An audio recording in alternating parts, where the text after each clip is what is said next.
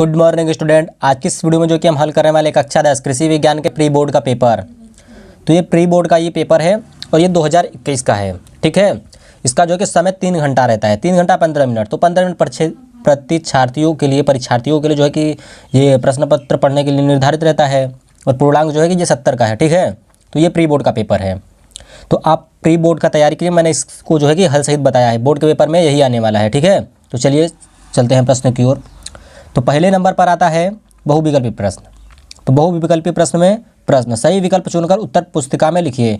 तो मतलब आपको सही विकल्प चुनकर उत्तर पुस्तिका में लिखना है। जैसे प्रश्न दिया है खरीफ की मुख्य फसल कौन सी है, तो मक्का है और धान भी है शायद। मक्का धान ये दोनों खरीफ की फसलें हैं। तो आपकी कोई एक मतलब उत्तर पुस्तिका में अपने छाट कर लिख लीजिए।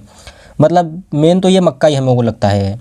चलिए, जायद की मुख्य फसल कौन सी है, तो ये भिंडी। तो जायद की जो है कि मुख्य फसल जो है कि भिंडी है।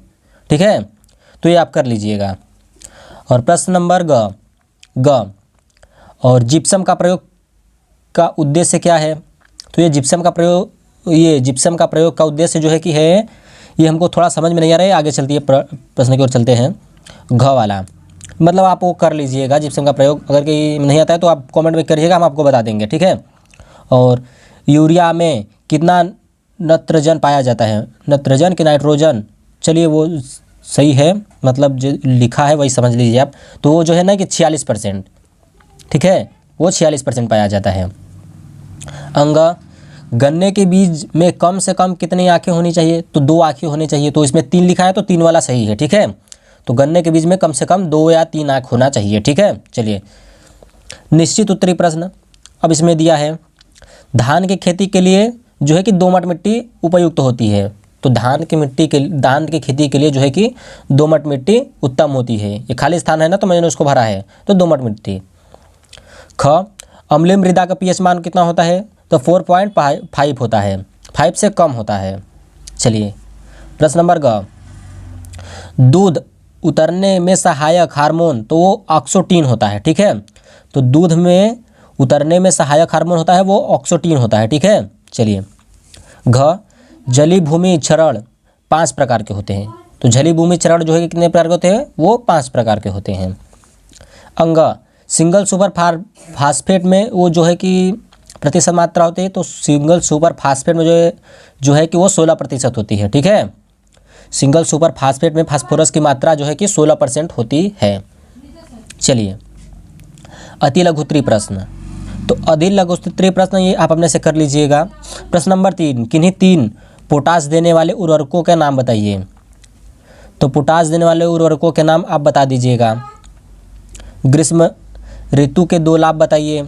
ग फसल चक्र के 2 उदाहरण दीजिए, लिखिए।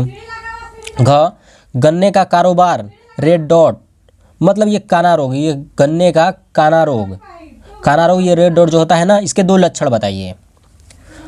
फिर लघु उत्तरीय प्रश्न, तो ये जो है कि प्रश्न नंबर 4 क अम्लीय मिट्टी के लक्षण बताइए। तो अम्लीय मिट्टी के लक्षण आपको बताना है। ठीक है, चलिए आगे की ओर अब हम चलते हैं। ख द्वितीय भूपरिष्करण को उदाहरण देकर समझाइए। ग आलू की खेती का वर्णन निम्नलिखित शीर्षकों के अंतर्गत कीजिए। अ बीज दर और उन्नत प्रजातियाँ। घ का प्रश्न उर्वरकों के प्रयोग की विभिन्न विधियों का वर्णन कीजिए। और ये लास्ट में जो है दीर्घ उत्तरीय प्रश्न, कोई 2 प्रश्न कीजिए। तो इसमें 22 अंक हैं निर्धारित, तो जो है कि 2 प्रश्न इसमें से करने हैं। क लवणीय मृदा बनाने के 5 कारणों का उल्लेख कीजिए। ख हरी मटर का डिब्बा बंदी के लिए अपना निम्नलिखित क्रियाएं कैसे करेंगे। अ ब्लीचिंग, ब कैनिंग माध्यम की तैयारी से, तीसरा बंद डिब्बे का संसाधन। चलिए प्रश्न नंबर घ जो प्रश्न नंबर घ, अब घ का देख लेते हैं। सिंचाई की छिड़काव विधि एवं पूर्ण विधि का तुलनात्मक वर्णन कीजिए। ठीक है, तो स्टूडेंट आई होप कि आपको ये वीडियो पसंद आया होगा। तो लाइक कर दीजिएगा और चैनल पे पहली बार आए हैं तो सब्सक्राइब करना ना भूलिएगा। ठीक है, तो मिलते हैं आपको नेक्स्ट वीडियो में। अगर आप कोई भी किसी भी सब्जेक्ट से पढ़ाई करते हैं और आप अगर ये पढ़ना चाहते हैं हमारे साथ तो आप कमेंट में बोल दीजिए कि सर हम इस सब्जेक्ट का पढ़ाई करना चाहते हो, ये पढ़ना चाहते हैं, तो आप एक बार करके बोल देते हैं तो हम आपको वो सब्जेक्ट पढ़ाने लगते हैं। तो चलिए गुड बाय, अब तक के लिए इतना ही, गुड बाय।